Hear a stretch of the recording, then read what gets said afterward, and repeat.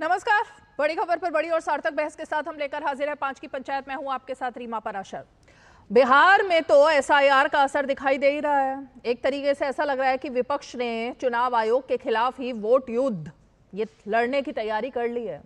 Voters के खिलाफ भी ये युद्ध कुछ ना कुछ चल ही रहा है, लेकिन दिल्ली तक तो आवाज आनी ही थी, क्योंकि इसमें सबको अपनी अपनी राजनीतिक रोटियां सेकने को मिल ही रही हैं। अब कोई कह रहा है चुनाव चोरी कर लिया गया है, चुनाव आयोग ने पूरा का पूरा प्लेटर में रख करके बिहार का चुनाव बीजेपी को दे दिया है। ये सब आरोप तो लग ही रहे हैं, लेकिन इस बीच में आज और कल ये 2 दिन बहुत अहम रहे। विधानसभा का सत्र चल रहा है और विधानसभा के सत्र में जो हमारे माननीय है ना विधायक, उन्होंने कुछ ऐसी हरकतों को अंजाम दे दिया जो जनता देख रही है। वो पूछ रही है कि ये माननीय है या कोई और है।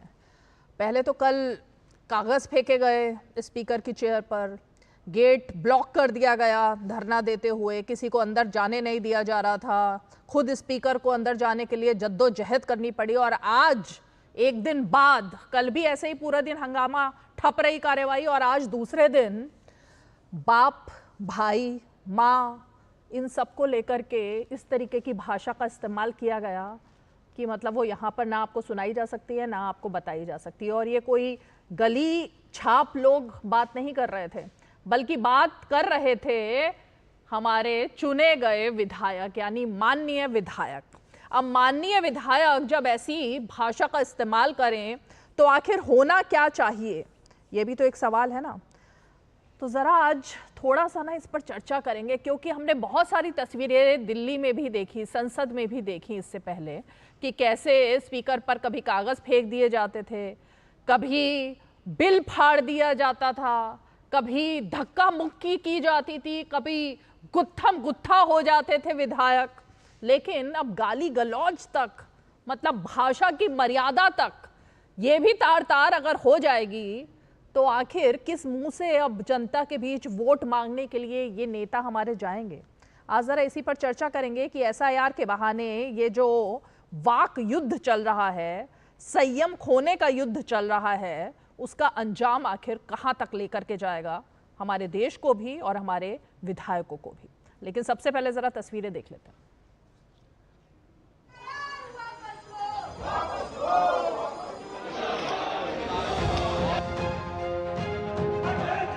आप पहले बैठिए।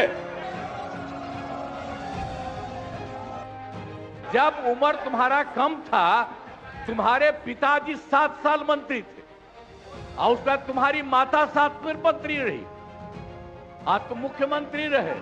और उसके बाद क्या उस समय की स्थिति है? अगर चाहोगे तो पहले क्या था और उसके बाद से जब 20 साल हुआ, हम तो 9 महीना नहीं भी रहे, हमने दूसरे को दे दिया। और सारा का सारा बीच में 1.5 साल आप लोगों को भी किया, लेकिन आप लोग भी ठीक नहीं कर रहे थे तो छोड़ दिया।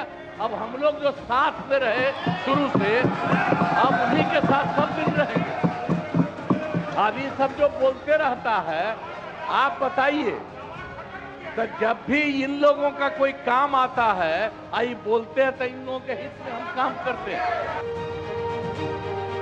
3 वो महिला है। अभी बताओ कि पहले कोई महिला को कुछ दिया था? कोई महिला को दिए थे?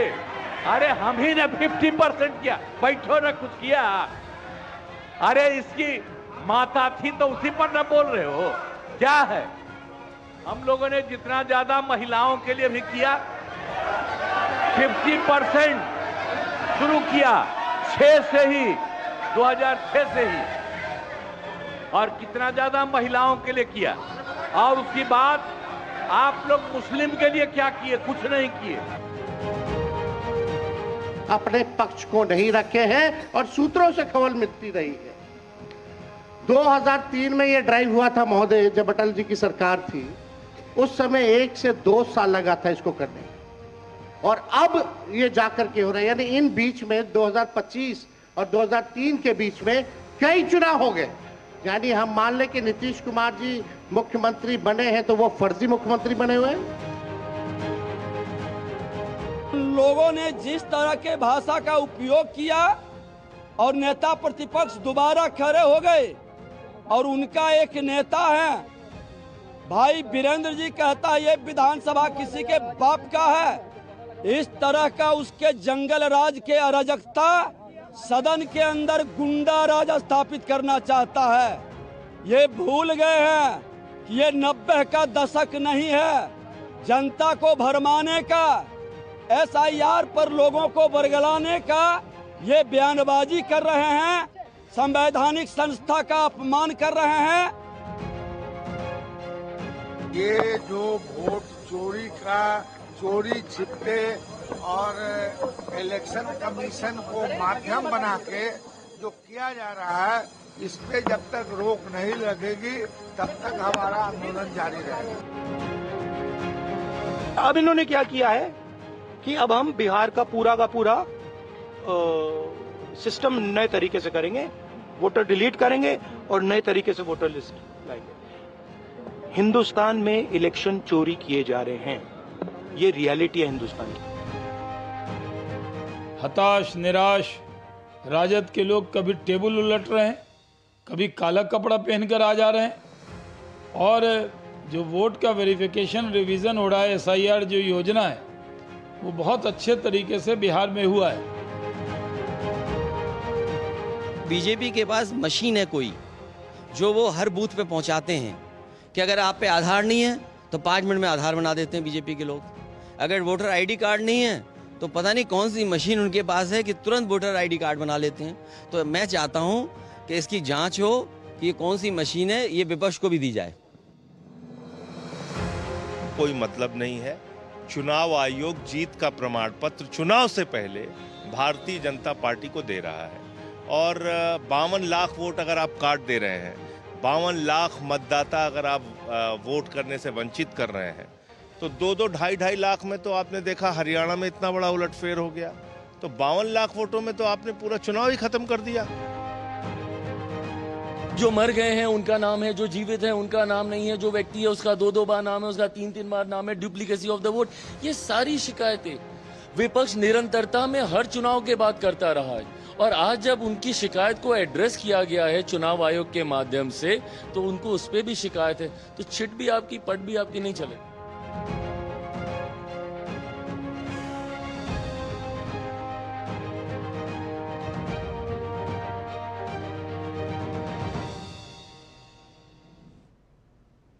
तो कहते हैं ना, अपनी बात कहने के बाद थोड़ा सा संयम दूसरे को सुनने के लिए भी रखना चाहिए। इतना तो होना चाहिए ना एक संयम कि अगर प्रधानमंत्री बोल रहे हैं, मंत्री जी बोल रहे हैं, मुख्यमंत्री बोल रहे हैं, तो अपनी बात रखने के बाद उनका बयान तो सुनिए। लेकिन वो तो सुनने की सहनशीलता, संयम लगता है कि बचा है ही नहीं, क्योंकि संसद में भी नहीं बचा है और विधानसभा में नहीं बचा है। लेकिन ये दो बड़ी बातें, एक अखिलेश यादव, एक राहुल गांधी जो कह रहे हैं, उस पर जरा जवाब ले लेते हैं कि क्या बीजेपी के पास कोई मशीन आ गई है? और अगर ये मशीन आ गई है और राहुल गांधी ये कह रहे हैं कि हिंदुस्तान में वोट चोरी हो रहे हैं पूरे के पूरे, तो कर्नाटक में भी क्या चोरी हो रहे हैं? क्या तेलंगाना में जो सरकार बनी वहां भी चोरी हुए? क्या हिमाचल प्रदेश की सरकार जहां बनी कांग्रेस की, वो भी चोरी हुए? इन सब जगहों पर भी अगर वोट चोरी करके ये सरकारें बनी है कांग्रेस पार्टी की, तो फिर क्या जांच होनी चाहिए इसको लेकर? चलिए आज इसी पर चर्चा करते हैं। खास मेहमान जुड़ गए हमारे साथ। में परिचय खास मेहमानों का करा देती हूँ। बीजेपी का पक्ष रखने के लिए बीजेपी के प्रवक्ता नीरज कुमार जी हमारे साथ जुड़ गए हैं। नवल शर्मा जी हमारे साथ जेडीयू का पक्ष रखने के लिए जुड़ गए हैं। हमारे साथ दुष्यंत नागर जी, राजनीतिक विश्लेषक और कांग्रेस पार्टी के समर्थक, जुड़ गए हैं। डॉक्टर अनुज कुमार तरुण जी आरजेडी का पक्ष रखने के लिए जुड़ गए हैं। अरुण कुमार तरुण जी, ये चल क्या, सॉरी अनुज कुमार तरुण जी, वही बोला मैंने, अनुज कुमार तरुण जी, ये चल क्या रहा था आज? किसी की बपौती नहीं है सदन, ये तो सभी को पता है किसी की बपौती नहीं है। अगर किसी की बपौती है तो जनता की बपौती है। ये सब बातें सदन में बोलकर जिस भाषा की मर्यादा को आज तोड़ा गया, कभी तो गेट पर विधायकों को अंदर नहीं जाने देंगे, कभी कागज उठाकर स्पीकर पर फेंक देंगे। अगर अपनी बात रखनी है तो उस बात को रखने का तरीका भी तो आना चाहिए। देखिए, बहुत देर के बाद आपको है जो कि लोकतांत्रिक मूल्यों पे बात आप कर रहे हैं।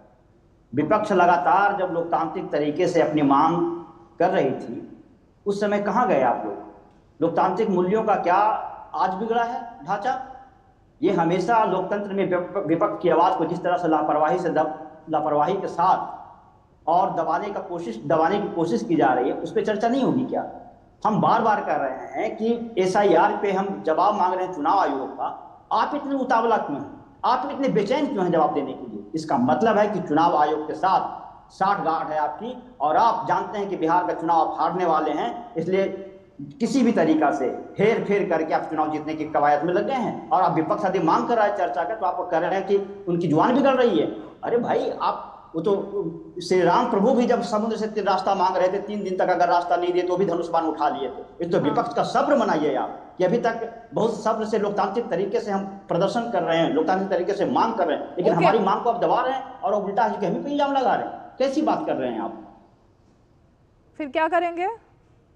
क्या करेंगे? हम लोकतांत्रिक तरीकों से मांग करेंगे जब तक गरीब वंचित लोगों का, आम जनता की वोट काटने की बात आएगी, हम रहेंगे, हम लोकतांत्रिक तरीके से प्रदर्शन करते रहेंगे, मांग करते रहेंगे।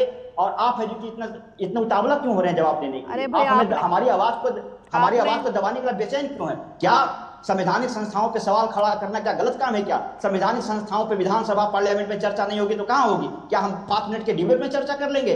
आपसे पार्लियामेंट में समय मांगा जा रहा है कि आप मुझे 1 सप्ताह का समय दीजिए, लोकतंत्र और राष्ट्रीय सुरक्षा को लेकर हम चर्चा करना चाहते हैं। क्यों भाग रहे हैं आप चर्चा करने से? क्या हो जाएगा आपको?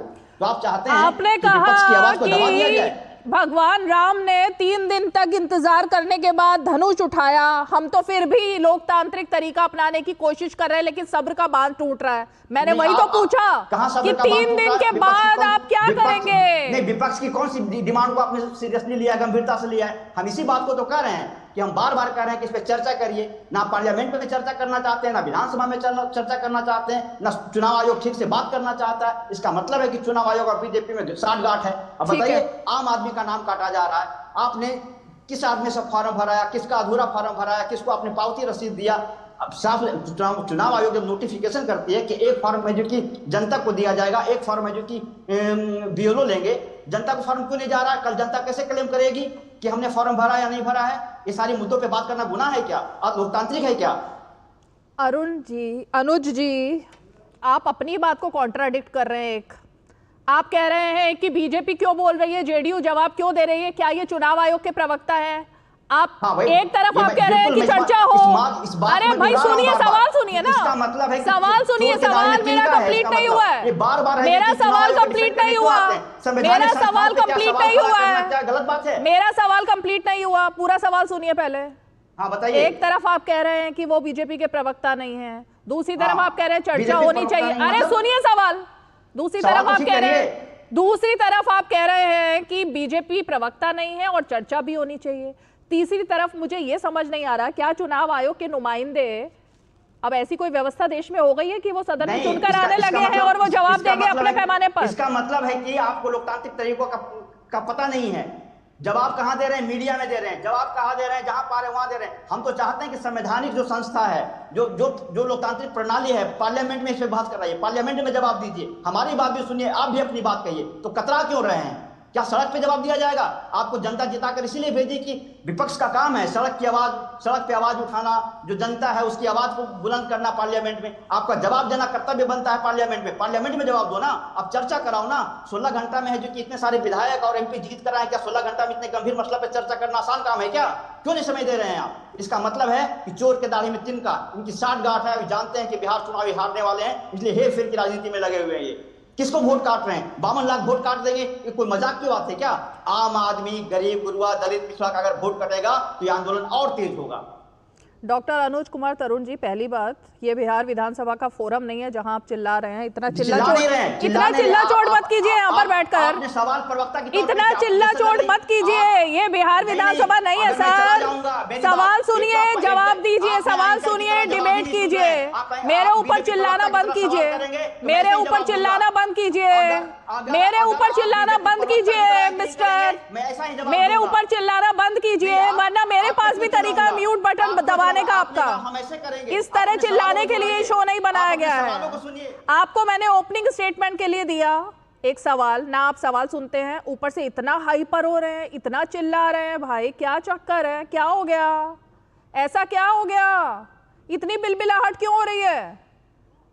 क्यों इतने उग्र हो रहे हैं आप? अगर आप बीजेपी आप इतने उग्र क्यों हो रहे हैं भाई? क्यों इतने उग्र हो रहे हैं? ये इतना गंभीर एक सिंपल सवाल पूछ रही हूँ, उस पर इतनी उग्रता दिखाई जा रही है। नहीं हो रहा हूं मैं। सुनने की क्षमता रखिए थोड़ी, सुनने की क्षमता रखिए, इतनी गंभीर सुनने की क्षमता रखिए थोड़ी। समस्या को लेकर समय मांग रहे हैं, आप गहरी सांस लीजिए, सवाल कर रहे हैं, थोड़ी लंबी गहरी सांस लीजिए, थोड़ा उग्र मत होइए, आराम से बैठिए, आराम से आराम से आराम से आराम से सर रुकिए, आराम से रुकिए सर, ऐसे नहीं होती डिबेट, ऐसे नहीं होता, ये बिहार की विधानसभा नहीं है। मत छोड़ दीजिए, सवाल को सुनिए दोबारा, छोड़ दीजिए, छोड़ दीजिए। नीरज कुमार, सवाल नहीं किया है आपने। नीरज कुमार जी, ऐसा क्या सवाल कर लिया था मैंने वैसे? दीजिए पहले बोलने का अवसर। अरे भाई ऐसा क्यों, क्या हो गया आज? चल क्या रहा है ये? दुष्यंत जी क्या हो गया आपको भी? देखिए रुक जिस तरह से जाइए। आपने कहा कि ये बिहार विधानसभा नहीं है, बिहार विधानसभा का एक गरिमापूर्ण इतिहास है। ये सवाल मुझसे किया गया है, 3000 साल ये का बात ना इतिहास अपने है। ये अपने सहयोगियों को समझा दीजिए। ये बात दुष्यंत जी अपने सहयोगी को समझाइए, डॉक्टर अनुज को, कि बिहार विधानसभा की भी उतनी ही मान्यता है जितनी देश की संसद की है। उन्होंने तो बिहार विधानसभा को बिल्कुल ही एकदम चकनाचूर मान लिया। दुष्यंत जी हाँ, ये बात मुझे मत समझाइए, उनको समझाइए। आरजेडी के प्रवक्ता को ये बात समझाइए जो आपके सहयोगी हैं, उनको समझाइए, उनको समझाइए। नीरज कुमार, नीरज कुमार, नीरज कुमार जी, नीरज कुमार जी जवाब दीजिए। बिहार में एसआईआर को पूरा पब्लिक का समर्थन मिल रहा है। 90% से अधिक लोगों ने फॉर्म भरकर वापस जमा कर दिया। 18,07,000 लोग मृत पाए गए हैं। 26 लाख से ज्यादा लोग अस्थायी रूप से कहीं और के वोटर बन चुके हैं। 7.5 लाख वोटर ऐसे हैं जिनका एक से अधिक स्थानों पर वोटर लिस्ट में नाम है और 11,484 वोटर का कहीं पता नहीं चल। तो बड़ा स्पष्ट चुनाव आयोग ने आंकड़ा भी दिया है, कोर्ट में भी हलफनामा दिया है। क्या ये क्या चाहते हैं कि बिहार में भूत प्रेत आके वोट कर दें? जो 18.7 लाख आदमी मर गए हैं, क्या उनका नाम नहीं कटना चाहिए? दरअसल ये फर्जी अवैध वोट के सहारे ही सरकार बनाना चाहते हैं और इन्हें पता है कि चुनाव में इनकी हार निश्चित रूप से होने वाली। तो पहले ईवीएम पे बहाना ढूंढते थे और अभी चुनाव आयोग पर ही ठीकरा फोड़ रहे हैं। शायद राजद कांग्रेस के लोगों को तो नहीं है, मैं थोड़ा याद दिला दूं। लोकसभा चुनाव के बाद यही चुनाव आयोग के पास शिकायत लेके गए थे, इसके गहन परीक्षण की जरूरत है, इसमें फर्जी वोटर जुड़े हुए हैं। यही राजद कांग्रेस के लोग लोकसभा चुनाव के बाद चुनाव के पास शिकायत लेके गए थे, इनकी शिकायत पे चुनाव आयोग आज कार्रवाई कर रहा है। दरअसल नीरज जी, उनका कहना यह था, अभी आपके बोलने से पहले आरजेडी के प्रवक्ता को फ्रेम में लाइए, उनका कहना यह था कि हमने डिमांड की, चर्चा की, लेकिन चर्चा की डिमांड को माना नहीं गया, इसलिए ये जो कुर्सी खींची जा रही है ना, ये इसलिए खींची गई और इसलिए हाथापाई की गई क्योंकि उनकी डिमांड नहीं मानी गई। मैं इसका भी बड़ा स्पष्ट उत्तर दे दूं। हाँ। विधानसभा में भी और लोकसभा में भी लोकसभा विधानसभा के अध्यक्ष ने कहा कि चर्चा होगी, लेकिन सिर्फ इस विषय पर चर्चा नहीं होगी और जो विकास से जुड़े मुद्दे हैं, क्योंकि जनता की गाढ़ी कमाई से कोई भी सदन चलता है, चाहे वो विधानसभा हो चाहे लोकसभा हो। तो हाँ, जनता के विकास के मुद्दों पर और बिहार के लिए क्या काम करना है, देश के लिए क्या काम करना है, उन मुद्दों पर भी चर्चा होगी, साथ में इस पर भी चर्चा होगी। पर इन लोगों को कोई सार्थक चर्चा करनी नहीं है, हंगामा खड़ा करना सिर्फ इनका मकसद है। चर्चा से दरअसल ये भागते हैं। चर्चा का जैसा आप बताइए, तेजस्वी यादव जी इतना महत्वपूर्ण विषय था, कल भी विधानसभा आज वो आए थे, कल 2 दिन से विधानसभा वो नहीं आ रहे थे। अगर चर्चा इतनी ही गंभीर थी तो आपके नेता विधानसभा में उपस्थित क्यों नहीं हो रहे थे? आज वो भले आए, जब हम लोगों ने इस तरह से बोलना शुरू किया कि विधानसभा में वो नहीं आ रहे थे, आज वो भले आए थे। दरअसल एसआईआर से उन्हीं दलों को परेशानी है जिनको एक दूसरे जातियों में समाज को लड़ाकर एक दूसरे को बेटा बेटी और पत्नी के वोट बैंक की राजनीति करनी है। वो आगे का मसला है, उस पर आती हूँ। लेकिन दुष्यंत नागर जी, ये तस्वीर मैं आपको दिखाना चाहती हूँ। आप एकदम से अभी ना, पता नहीं आपको क्या हुआ, मेरे सवाल पर आपको इतनी आपत्ति हो गई। ये जो मार्शल्स के साथ में आरजेडी, एक मिनट, आरजेडी के जो विधायक इस तरह हाथापाई कर रहे हैं, जो छीना झपटी कर रहे हैं, जो चेयर छीन रहे हैं, खींच रहे हैं, फेंक रहे हैं, ये तस्वीर आपके लिए, ये डिफेंड कर रहे हैं क्या आप इसको? बिल्कुल मैं डिफेंड कर रहा हूँ। कर रहे हैं। मार्शल लोकतंत्र की हत्या करना चाहते हैं। अच्छा। आरजेडी के विधायक जो संविधान सम्मत अपनी बात रख रहे हैं राज्य के करोड़ों लोगों के हित में, उनको सदन से बाहर निकालने का प्रयास कर रहे हैं। ये मार्शल्स के दम पर, सत्ता के दम पर विपक्ष की आवाज को दबाने का प्रयास है। भारतीय जनता पार्टी के साथी ने कहा कि 90% लोगों का फॉर्म जमा हो गया है। देखिए 90% लोगों का इन्होंने दावा किया, इनके दावे की धज्जियां उड़ जाती हैं जब वो एक दंपति है फौज में जिनका वीडियो वायरल है, वो कह रहे हैं कि मैं अपना फॉर्म लेके गया बीएलओ को देने के लिए, बीएलओ ने कहा हमने तो तुम्हारा 3 दिन पहले ही जमा कर दिया, हमें ऊपर से आदेश है। अरे भाई लोगों ने जमा नहीं किया, आपने दूसरी तरफ न्यूज आती है। देखिए मैं आपके बीच में टोका नहीं था मैंने आपको, दूसरा एक वीडियो और वायरल है जिसमें आपकी महिला नेत्री, दुष्यंत जी मैं आपको टोक रही हूँ, मैं आपको टोक रही हूँ। ये कौन सा तरीका है अपनी बात रखने का? एक सेकेंड, ये कौन सा तरीका है अपनी बात रखने का? ये तरीका होता है बात रखने का? ऐसे रखते हैं बात? वेल में आकर कुर्सी उठाकर फेंक करके ऐसे बात रखी जाती है? अरे ये संविधान ने अधिकार दिया है रीमा कुर्सी फेंकने का, ये लोकतांत्रिक कागज फेंकने का कहाँ है? अरे भाई संविधान में दिखाइए जरा, संविधान के अधिकार दिखाइए मुझे, कहाँ लिखा है संविधान के अधिकार में? हम जाके वहाँ पे सड़क को जाम करके बैठ जाए विधायक गण, ओके संसद में नहीं, विधानसभा के अंदर नहीं आएंगे अपनी मांगों को लेके, तो कहाँ जाएंगे? कल को अगर हाईवे पे जाके जाम करके बैठ जाते तब आप कहोगे कि आम जनता को परेशानी कर दी, राजद कांग्रेस के लोग रोड जाम करके बैठ गए।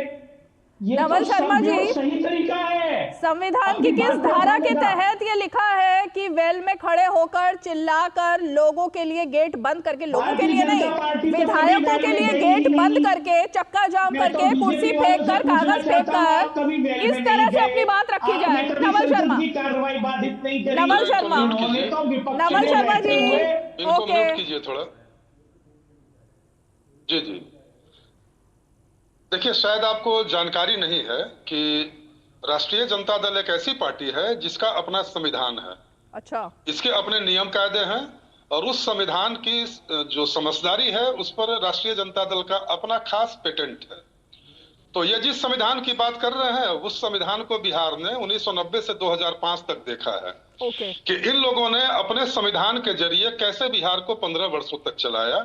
पूरे बिहार में 15 वर्षों तक त्राही माम होते रहा और इस बार सदन में, आज और कल सदन में इन लोगों की जो गतिविधि देखी गई उसने एक बार फिर से बिहार वासियों को यह एहसास करा दिया कि जब सदन में इनके नेताओं का ऐसा आचरण है तो अगर दैव योग से, दुर्भाग्य से ये लोग बिहार की सत्ता में आ गए तो बिहार में क्या करेंगे? ये लोग फिर से वही 90 से 2005 में जो संविधान लागू किए थे उसी संविधान को ये लोग फिर दोबारा लागू करेंगे। पता नहीं इन्होंने संविधान के किस अनुच्छेद में पढ़ लिया कि टेबल पर चढ़ जाना, माइक तोड़ना, ये सब संविधान सम्मत है। और भीतर में अगर माइक नहीं तोड़ेंगे तो बाहर में क्या जाकर सड़क जाम करेंगे?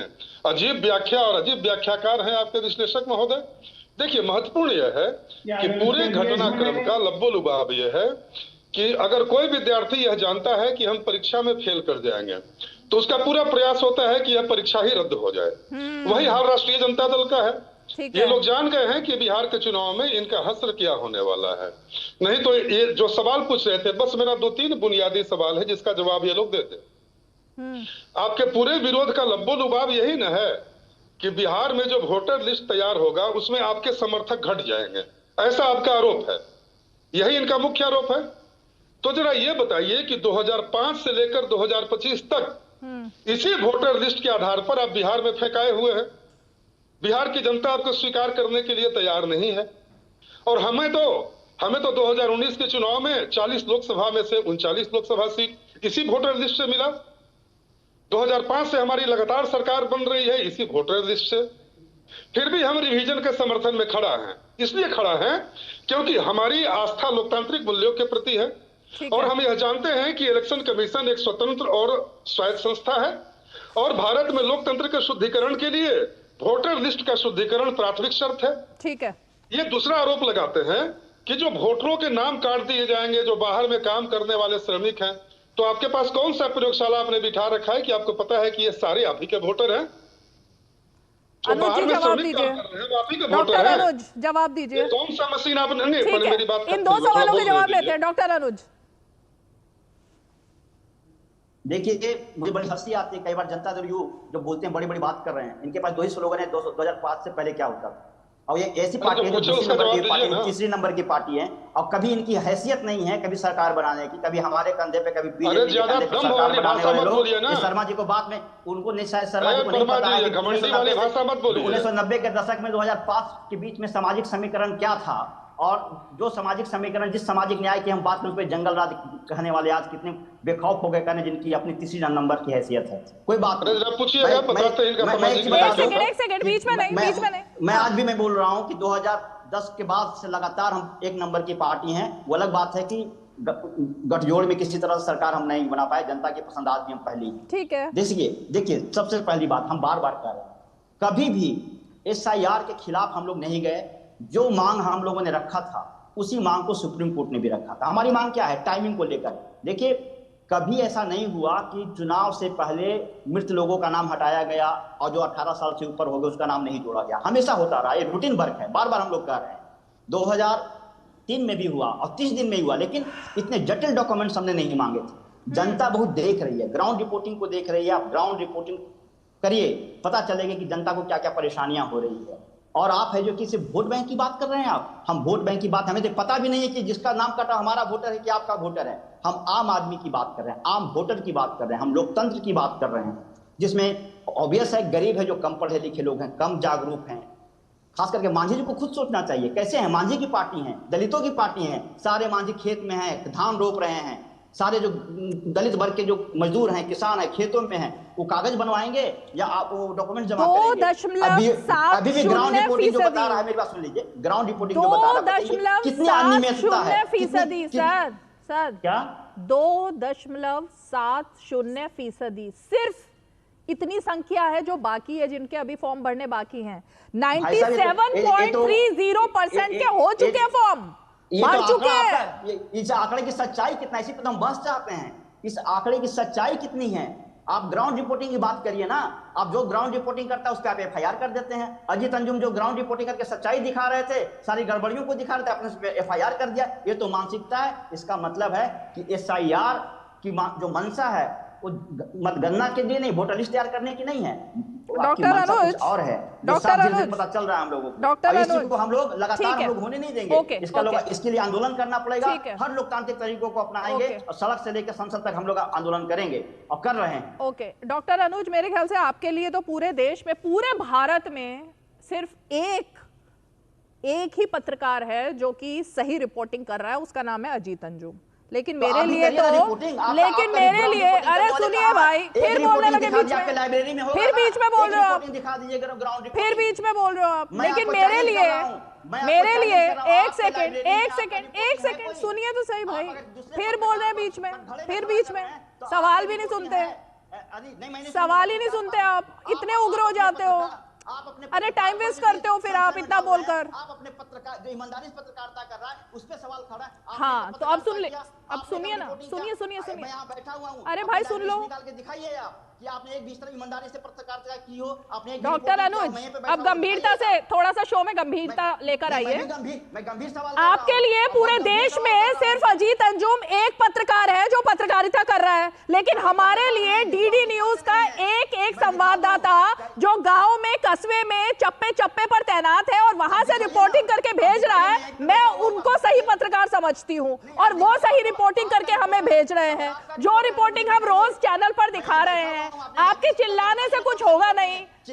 आपके लिए अजीत अंजुम एक बहुत ही देवता समान पत्रकार है, लेकिन मेरे लिए जो धूप में, पानी में, बाढ़ में, बारिश में खड़े होकर रिपोर्टिंग कर रहे हैं वो पत्रकार है।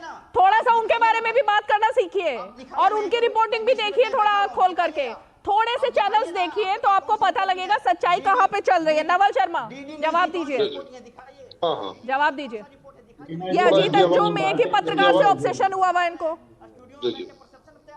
हाँ ठीक है, हाँ थोड़ा इनको चुप कराइए।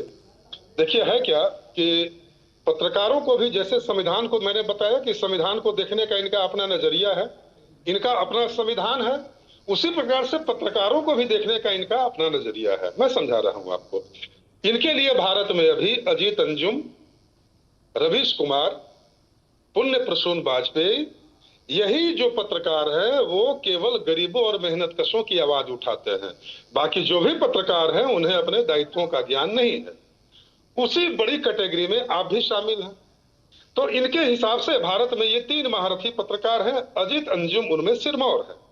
तो देखिए, जिस पेड जर्नलिज्म की बात कहती है, पूरा देश इन तीनों पत्रकारों की हकीकत को जानता है कि ये तीनों एजेंडा पॉलिटिक्स करते हैं, एजेंडा को आगे बढ़ाते हैं। ये ग्राउंड रिपोर्टिंग कितना करते हैं, जरा जाइएगा और ये भी पता कीजिएगा कि अजीत अंजुम ताज होटल में रुकते हैं। अजीत अंजुम रिपोर्टिंग करने जाते हैं तो 5 स्टार होटल में जाकर ठहरते हैं। कितना यूट्यूब से कमाते हैं अजीत अंजुम के 5 स्टार होटल का खर्च वहन कर पाते हैं। तो बहुत ज्यादा जो है वो पत्रकारों की निष्पक्षता पर, पत्रकारों की गरिमा पर सवाल उठाने के पहले व्यक्ति को अपने गिरेबान में झांकने की आवश्यकता है। वो मुद्दा नहीं है, मुद्दे पर आते हैं, लेकिन एक ब्रेक लेते हैं। बिल्कुल। एक ब्रेक लेते हैं, ब्रेक के बाद दुष्यंत जी, एक छोटा सा ब्रेक लेते हैं, ब्रेक के बाद दुष्यंत जी का रुख करूंगी, छोटा सा ब्रेक।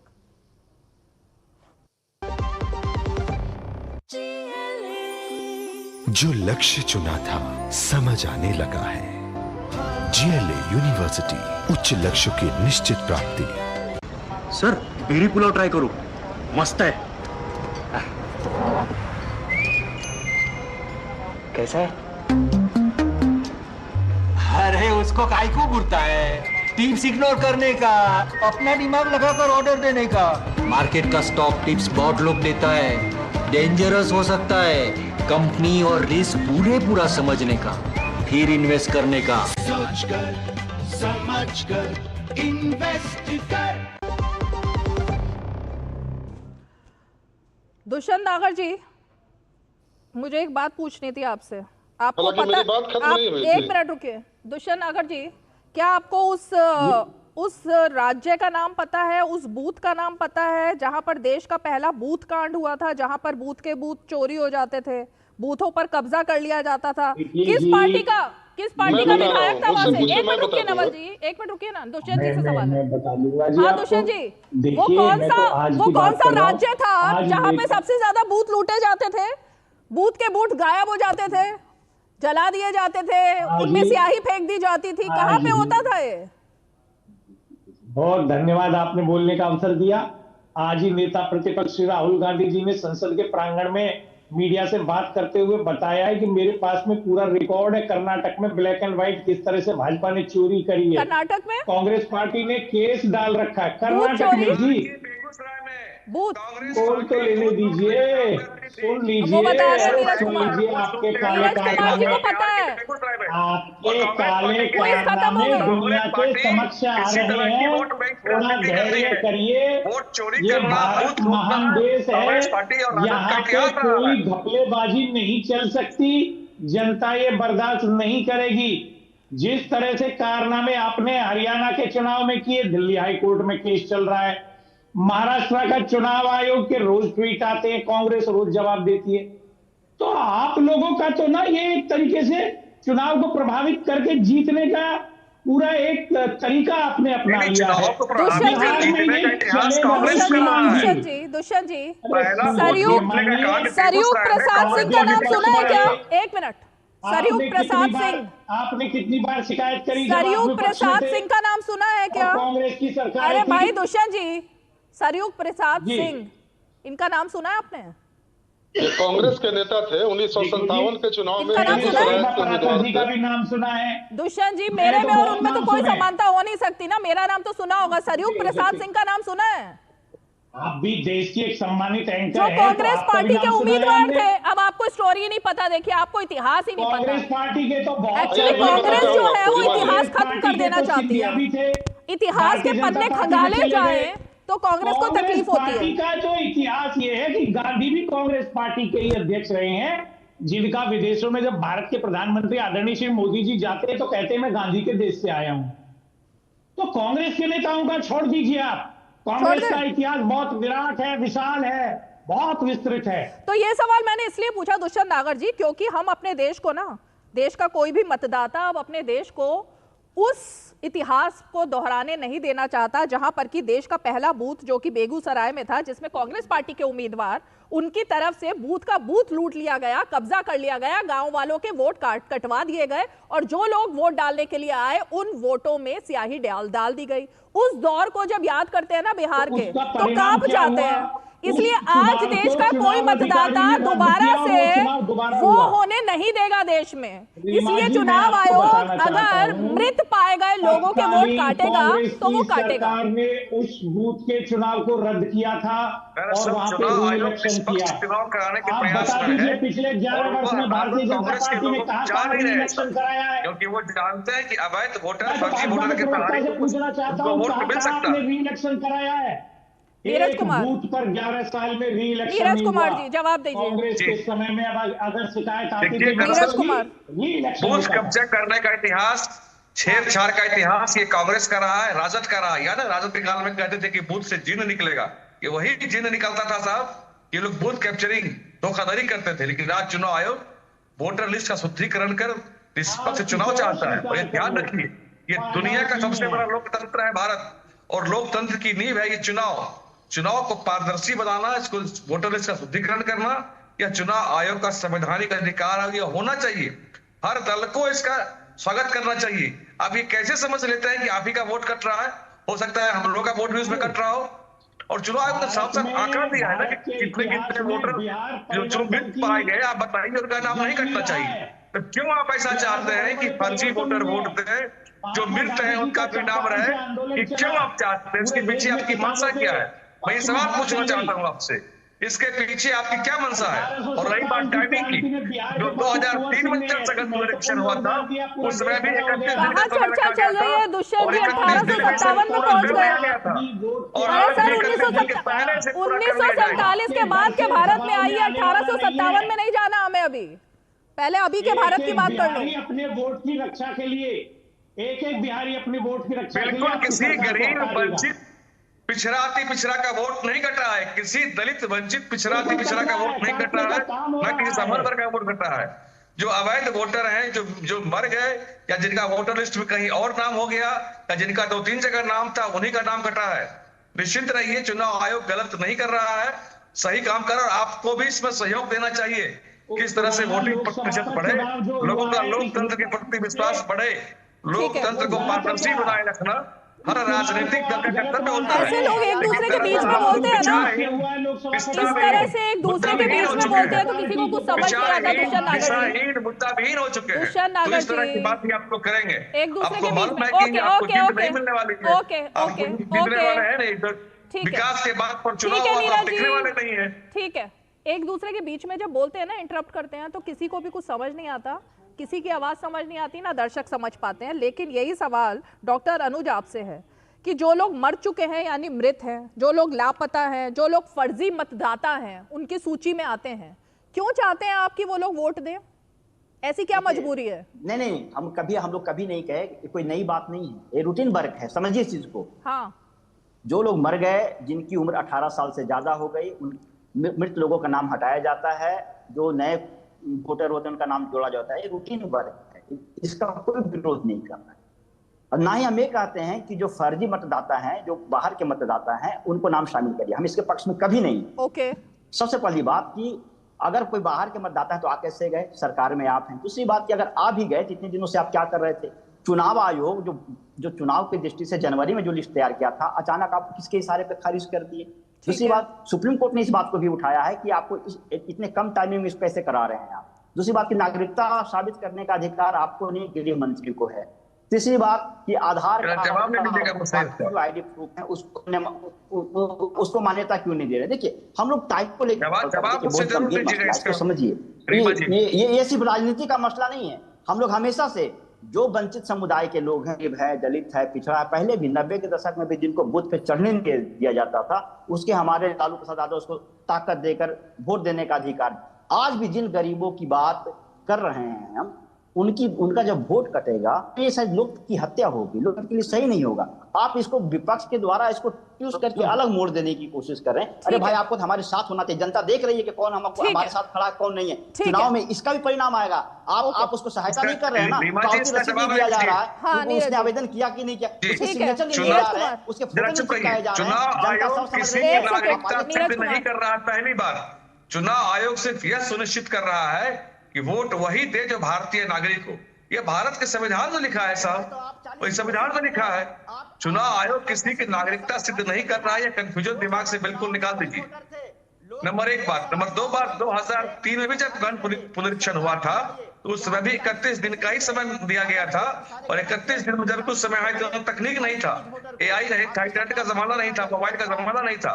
अब तो फैसिलिटी है, साथ अगर आप बाहर रहते हैं आप बीओ से मत मिलिए, खाली व्हाट्सएप पर उसको भेज दीजिए, फॉर्म भर के आपका नाम वो जोड़ देगा। अरे तो लोग व्हाट्सएप क्यों बोल रहे हैं? रुकिए ना अनुज जी, आपको आप ही की बात का जवाब दे रहे हैं, वो आप ही के सवाल का वो जवाब दे रहे हैं, आप नॉन स्टॉप बोले जा रहे हैं, आपने उनकी बात ही नहीं सुनी, वो आप ही की बात का तो जवाब दे रहे हैं। और विधानसभा लोकसभा में भी यही काम करते हैं, काम की बात सुनेंगे नहीं, मुद्दे की बात सुनेंगे नहीं, सिर्फ हल्ला हंगामा कर समय की बर्बादी करना, यही राजद कांग्रेस के लोग आज की तारीख में काम रह गया। ये लोग मुद्दा विहीन, दिशाहीन, प्रतिभ्रम हो गए हैं। अब बात जो है आज विधानसभा में SIR से आगे निकल गई, आज बात, अरे सुनिए अनुज जी, आप बहुत अजीब प्रवक्ता है, आप सुनते ही नहीं है, कैसे आप पैनल में बैठेंगे और डिबेट करेंगे? आप सुनेंगे ही नहीं तो डिबेट कैसे करेंगे आप? नहीं, आप मेरी बात बताइए कि अभी आपके एक शो में आप सवाल ही नहीं सुनते हैं। एक प्रवक्ता को बैकआउट करना पड़ गया क्योंकि आप उसको सुन नहीं रहे थे। कितनी देर सुनना है आपको बताइए, घड़ी में मैं टाइमर लगा लेती हूँ।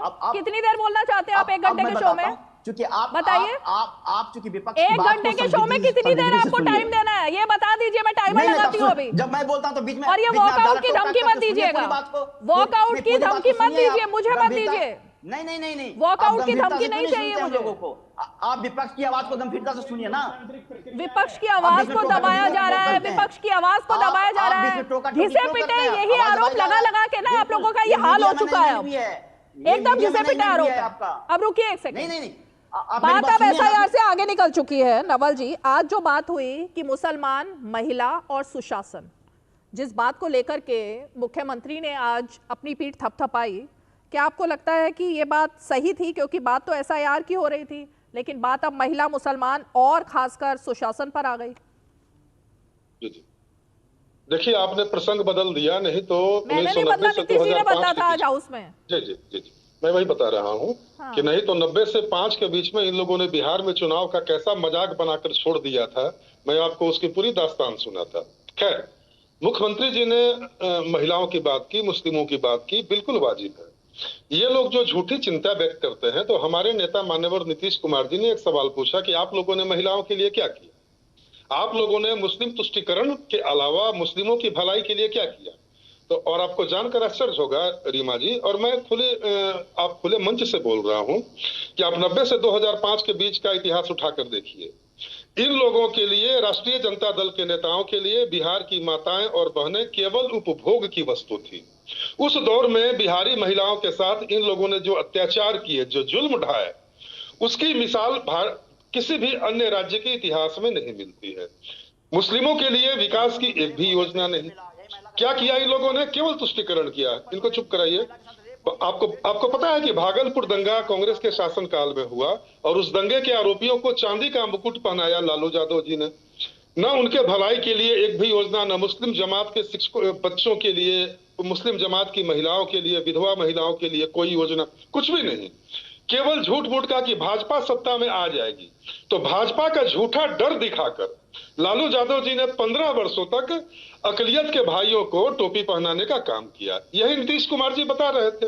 बिहार की महिलाओं को 2006 में नीतीश कुमार जी ने 50% रिजर्वेशन दिया और उसके बाद बिहार में बालिका साइकिल योजना, बालिका पोशाक योजना से शुरू होकर महिलाओं के लिए विकास की इतनी लंबी गंगा बही कि अगर मैं बोलना शुरू करूं तो समय कम पड़ जाएगा। तो देखिए, बिहार में गरीबों के कल्याण के नाम पर, बिहार में अकलियतों, महिलाओं का कल्याण, अति पिछड़ा दलित, ये बस एक लाइन और बोलने दीजिए, बस एक लाइन, लास्ट लाइन बोलिए। जी, लास्ट लाइन।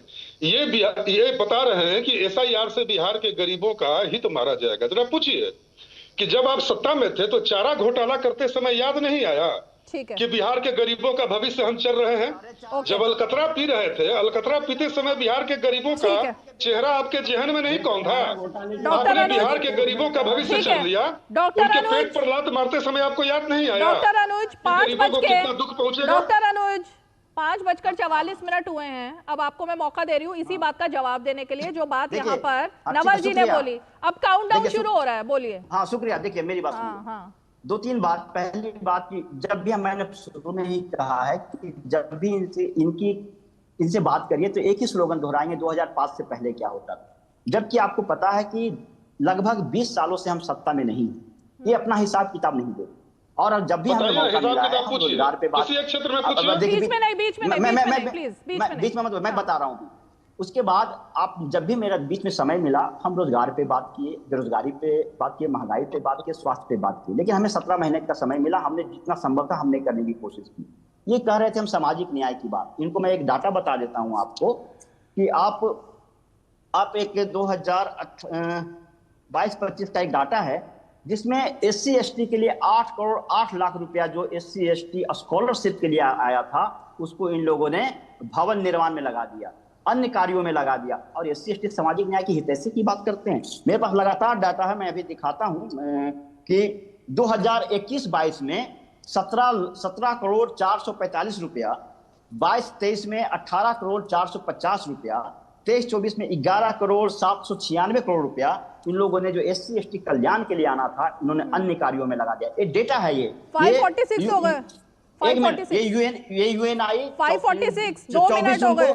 अब बताइए, तो ये सारे हैं जो अब 2 मिनट हो गए, मानसिकता से काम करने वाले लोग जो डॉक्टर अनुज, उन्होंने क्या किया, उसका जवाब उन्होंने दिया, पैसा उसको कल्याण उन्होंने क्या किया। दूसरी बात, महिला कल्याण की बात कर रहे थे, 2 मिनट दे दिए मैंने आपको, पूरे 2 मिनट मैंने आपको दिए हैं। अब बोलने दीजिए डॉक्टर अनुज, अब मैंने आपको पूरे 2 मिनट का समय दिया है। अभी मुजफ्फरपुर में जो दलित महिला था, अभी तो बोलने दीजिए ना, 2 मिनट का दिया है तो मुजफ्फरपुर में जो दलित बच्ची के साथ जो बलात्कार हुआ, उसके लिए बेड मुहैया नहीं करा पाए, ये महिला और दलित हित ऐसी बात करते हैं। SC ST स्कॉलरशिप का पैसा खा कर अन्य कार्यों में लगा दिया। 3 मिनट हो गए सर, 3 मिनट हो गए सर, रुकिए, अब ब्रेक लीजिए थोड़ा। 3 मिनट हो गए आपको बोलते बोलते, अब सुनिए मेरा सवाल। उन्होंने क्या किया, इसका जवाब बीजेपी ने दिया। उन्होंने क्या किया, इसका जवाब नवल शर्मा जी ने दिया। मेरा तो आपसे ये सवाल था कि आपने मुसलमानों के लिए और महिलाओं के लिए आपने क्या किया, उन्होंने क्या किया वो बता चुके हैं, अब आपने क्या किया वो तो बताइए। अरे किसी एक योजना का नाम पूछिए, 15 वर्षों में चलाया उन लोगों ने। मुसलमान और महिला के लिए आरजेडी ने 2 बड़े काम जो किए हैं वो बता दीजिए जल्दी से।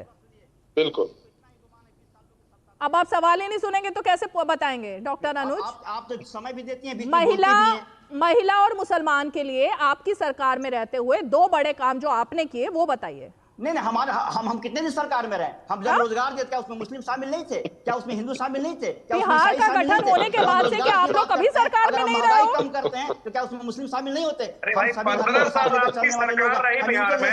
आपने मुसलमानों की भलाई के लिए कौन सा काम किया? एक काम बताइए, देखेंगे महिलाओं की भलाई के लिए कौन सा काम किया? एक काम बताइए। हिंदू भी शामिल होंगे, मुसलमान सिर्फ भाजपा से कराते रहे मुसलमानों को और वोट लेते रहे, आपने दूसरा कोई काम नहीं किया। मैं भागलपुर की एक बड़ी दिलचस्प कहानी सुना सकता हूँ रीमा जी, अगर थोड़ा मुझे समय दे। मैं भागलपुर की एक बहुत दिलचस्प कहानी सुना सकता हूँ, मुसलमानों की कहानी। इनकी मानसिकता है जो हिंदू। डॉक्टर अनुज, क्या बिहार का गठन होने के बाद से आरजेडी कभी सत्ता में नहीं रही है? आरजेडी का वो जंगल राज जिसकी बात की जाती थी, क्या आरजेडी कभी सत्ता में नहीं रही? आप कैसी बातें कर रहे हैं? हमको समय ही नहीं मिला, 17 महीने में हमको समय ही नहीं मिला। हमने रोजगार दिया, हमने कब कहा? हमें जो 17 महीने काम करने का मौका मिला, हमने काम किया। लालू जी जब रेलवे में जो उनको मौका मिला, उन्होंने रेलवे में कहां से कहां पहुंचा दिया। तो हमें अपनी नौकरी के बदले जमीन लिया, नौकरी के बदले जमीन लिया था। आप यही किया, पटना में 44 बीघा जमीन बता दिया लालू यादव ने, रेलवे में नौकरी के बदले जमीन लेने का। क्या बात करते हैं? अकेले चुनाव लड़ते, जो इनकी हिम्मत नहीं है, इनकी हैसियत नहीं है कि अकेले चुनाव लड़ लें। अभी भी 3rd नंबर की पार्टी है, 3rd ग्रेड की पार्टी है, ठीक है। और अभी में 2010 से आज भी हम 1 नंबर की पार्टी, भले सरकार में नहीं है, जनता की पहली पसंद है। अभी भी जितना भी चुनाव सर्वे होगा उसमें 1 नंबर काम चल रहे हैं और इस बार हम बहुत मजबूती के साथ चुनाव बना। आज तक अकेले कभी बिहार में सरकार बनाए हैं? अकेले चुनाव लड़के सरकार बनाए हैं? मैं भागलपुर की एक बहुत सच्ची और कुछ जानकारी है आपको? नवल जी 1 मिनट, मैं भागलपुर की एक बात बता रहा हूँ। 2005 के चुनाव में जब मुसलमान एनडीए की तरफ आ रहे थे, तो लालू यादव देवबंद से मुल्लाओं को बुलाकर ले गए थे भागलपुर और कहा कि भाई मुसलमान भाई क्यों नीतीश को वोट दे रहे हैं, कहिए वोट मुझे ही दे।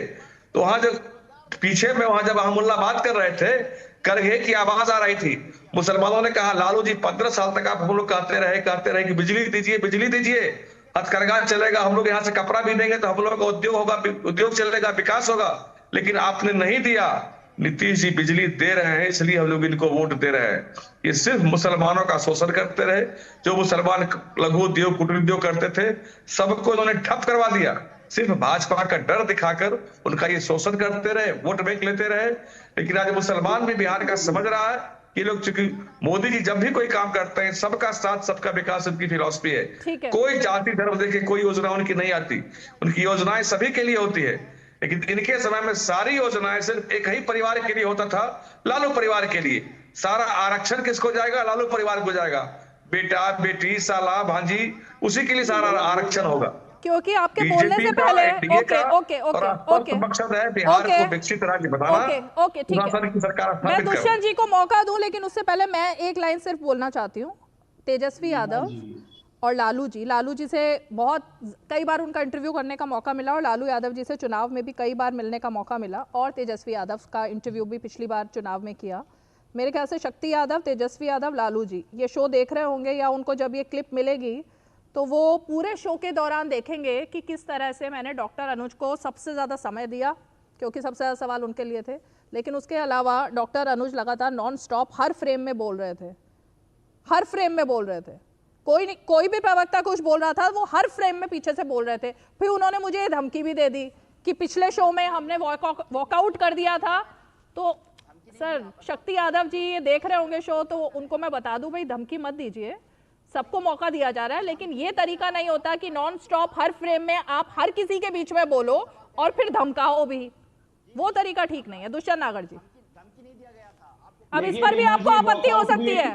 दुष्यंत नागर जी, शायद देखिए, वॉकआउट लोकतांत्रिक अधिकार है। लो, ये अपना विरोध दर्ज कराने का एक तरीका है, इसको आप अन्यथा मत लीजिए।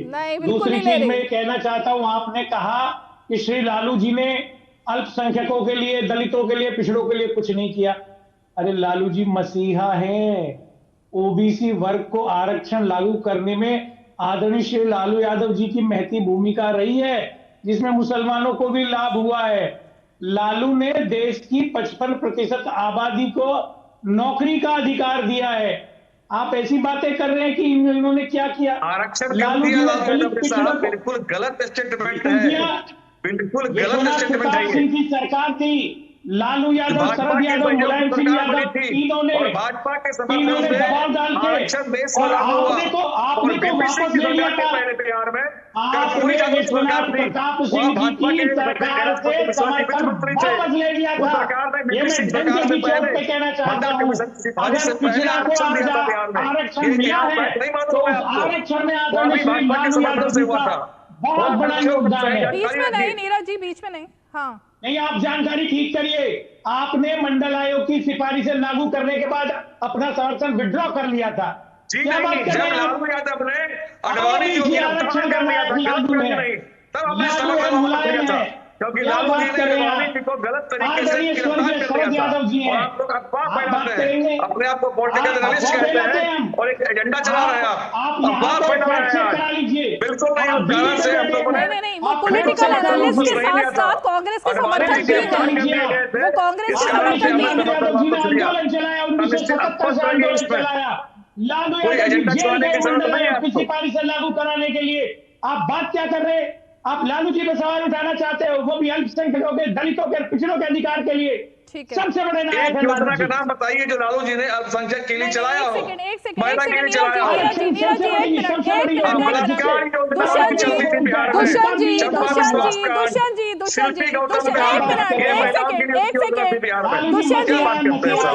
का इतिहास है। दुष्यंत जी, मेरा आपसे बहुत ही सिंपल सवाल है। दुष्यंत जी, आप यहाँ पर एक तरीके से कांग्रेस के समर्थक की भूमिका में भी हैं, राजनीतिक विश्लेषक के साथ साथ। लालू जी ने एक मिनट सुनिए सवाल। लालू जी ने इतना अच्छा काम किया, लालू जी ने सब कुछ, वो मसीहा है अल्पसंख्यकों के, तो फिर कांग्रेस की सरकार के समय ही चारा घोटाले में लालू जी के खिलाफ में केस क्यों चलता है? क्यों कांग्रेस पार्टी को ये सब करना पड़ा? क्यों कांग्रेस पार्टी लालू जी के मसीहा होना और उनके कामकाज को नहीं संभाल पाई? बिल्कुल आपने सही सवाल किया है। हाँ। देखिए, भारतीय जनता पार्टी की सरकार थी जब लालू जी के खिलाफ चार्जशीट गई, और मैं क्योंकि मैटर सुप्रीम कोर्ट में है, किसकी सरकार ने किया था? विचाराधीन है, उसके ऊपर कोई टिप्पणी नहीं करूंगा, लेकिन मैं ये मानता हूं आदरणीय लालू जी निर्दोष हैं और वो निर्दोष साबित होंगे। मेरी ऐसी मान्यता है, मुझे ऐसा अटूट विश्वास है कि लालू जी ईमानदार है और वो भविष्य में सुप्रीम कोर्ट में वो बरी होंगे। नवल शर्मा जी, नवल शर्मा जी जवाब देंगे। मुजरिम है वो, सुप्रीम कोर्ट ने फैसला दिया है। नवल शर्मा, आप लोग कोर्ट में शंका करते हैं, भाई गजब हाल है। नवल शर्मा जी देखिए, आप छिछले तर्कों के सहारे, खोखले तर्कों के सहारे लालू यादव का जब आप बचाव करते हैं तो आप हास्य का पात्र बन जाते हैं। कैसे बनते हैं?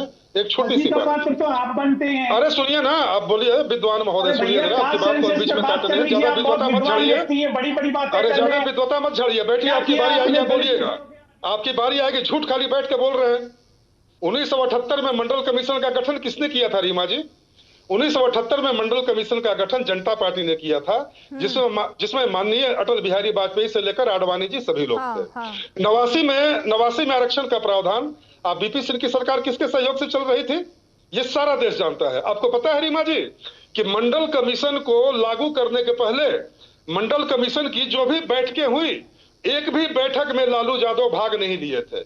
ये थे हितैषी पिछड़ों के। और सुनिए, आगे बढ़िए। मंडल कमीशन लागू करने की आड़ में लालू यादव ने कर्पूरी फार्मूले के तहत बिहार में अति पिछड़ों को जो आरक्षण दिया जा रहा था, उस आरक्षण को खत्म करने का लालू यादव जी ने षड्यंत्र किया, जिसका नीतीश कुमार जी ने विरोध किया और नीतीश कुमार जी ने लालू यादव का साथ छोड़ समता पार्टी का गठन किया। अरे भाई साहब विद्वान महोदय, पहले इतिहास तो पढ़ा कीजिए। और मैं बताता हूं, सबसे ज्यादा दलितों की हत्या लालू यादव के शासनकाल में। कितने नरसंहार हुए? लक्ष्मणपुर बाथे में कितने दलित मारे गए थे? ठीक है विश्लेषक महोदय, पता है, जानकारी है आपको? तो बिहार में लालू यादव जी के जंगल राज का सबसे बड़ा खामियाजा भुगतना पड़ा बिहार के दलित वर्ग को, दलित जमात को। ठीक है, तो दलित शब्द का मुंह से उच्चारण करते समय कमेंट जल्दी से डॉक्टर अनुज, जो आरोप लगाए हैं, जल्दी से एक लाइन बोलिए। हेलो, बोलिए एक लाइन जल्दी से। हेलो, फिर से आवाज नहीं आ रही आपकी। अच्छा चलिए ठीक है, बहुत बहुत शुक्रिया। आप सभी खास मेहमान 5 की पंचायत में आज जुड़े। मैंने आपको मौका दिया, अब आपके पास आवाज नहीं आ रही, तो इसमें मेरा कोई दोष नहीं है। लेकिन चलिए, अब कच्चे चिट्ठे खुलेंगे। आज नीतीश कुमार ने भी खोलने की कोशिश की, लेकिन जाहिर तौर पर SIR का जो जिन है वो तो लगता है अभी निकल कर बाहर आता ही रहेगा, दिल्ली से लेकर बिहार तक। 5 की पंचायत में आज इतना ही। कल फिर होगी मुलाकात, तब तक के लिए हमें दीजिए इजाजत। नमस्कार।